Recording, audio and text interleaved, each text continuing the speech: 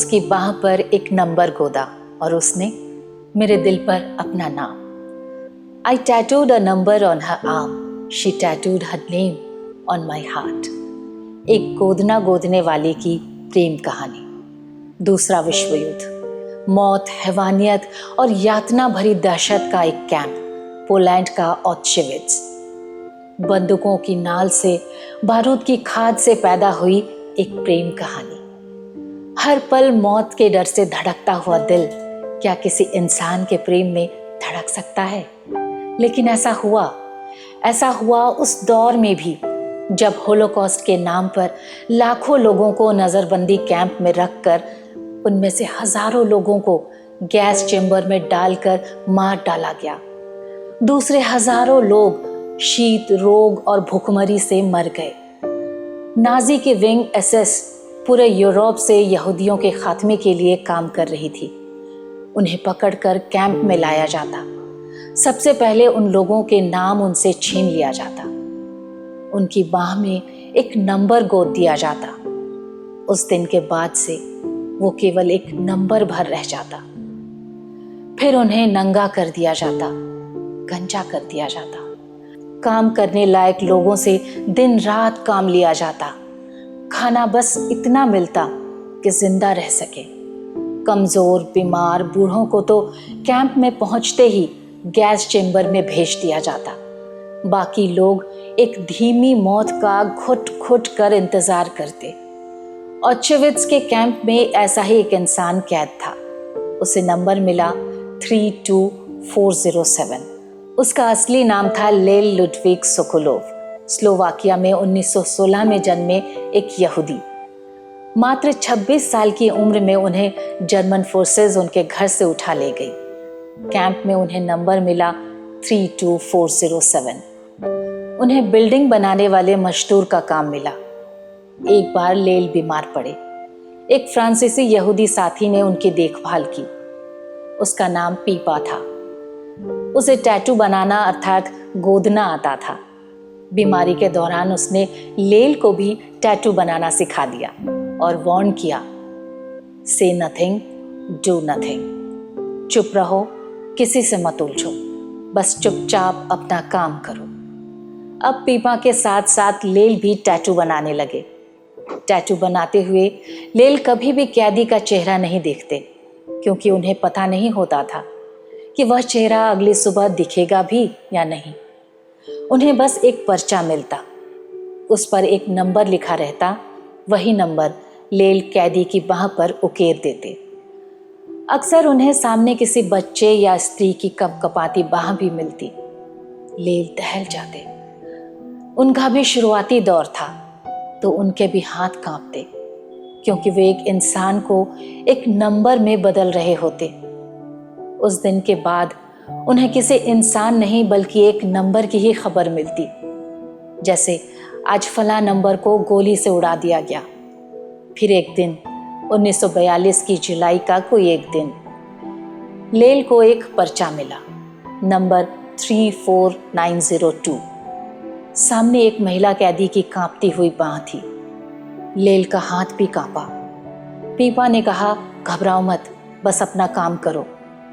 लेल ने वो कोमल हाथ थामा और नियति की जाने किस साजिशवश उन्होंने नजरें उठाई। दो जोड़ी आंखें मिली। उस लड़की में कुछ अलग था। ब्रह्मांड में शायद पहली बार कोई संख्या किसी संख्या से प्रेम कर बैठी।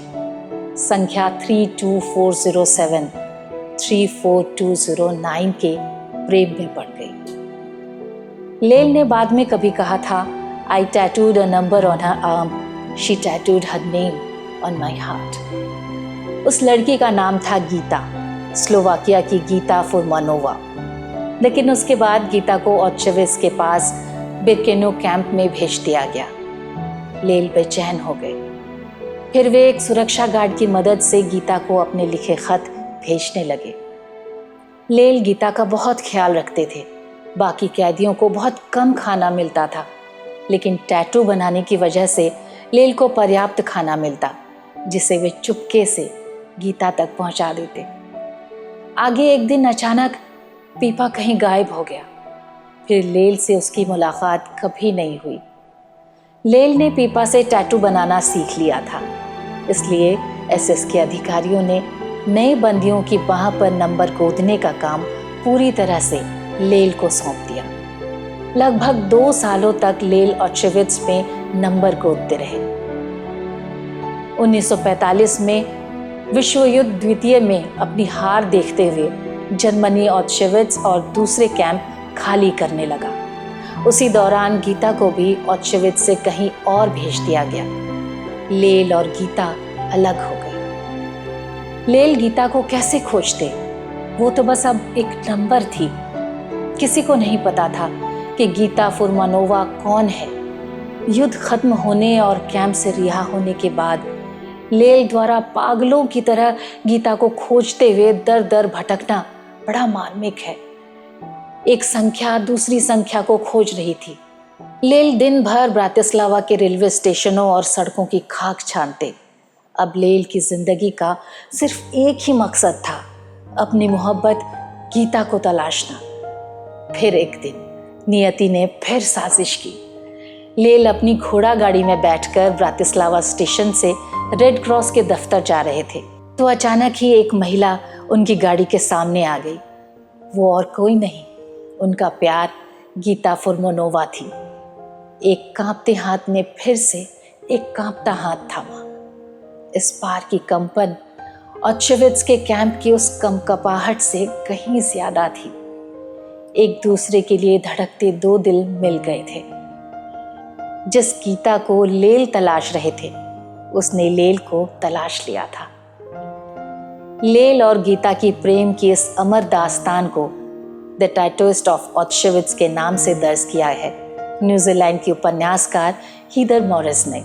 हीदर मॉरिस द्वारा 2018 में लिखा गया यह होलोकॉस्ट उपन्यास है। पुस्तक की मिश्रित आलोचना हुई है। कुछ लोगों ने वास्तविक जीवन की घटनाओं पर आधारित उपन्यास की आकर्षक कहानी की प्रशंसा की है, जबकि ऑश्विट्ज़ मेमोरियल रिसर्च सेंटर द्वारा तथ्यात्मक अशुद्धियों के दावे किए गए हैं, जो ऐतिहासिक घटनाओं के बारे में गलत शिक्षा दे सकते हैं। मई 2024 में इसी प्लॉट पर एक टीवी सीरीज भी आई है। प्रशांत द्विवेदी जी, इस खूबसूरत कहानी को हम तक पहुंचाने के लिए आपका बहुत बहुत शुक्रिया। आप सबको अगर ये कहानी पसंद आई तो हमें कमेंट बॉक्स में लिखकर ज़रूर बताइएगा। और आपको अगर हमारा काम पसंद आ रहा हो तो हमारे चैनल को लाइक, शेयर और सब्सक्राइब ज़रूर कर लीजिएगा। शुक्रिया।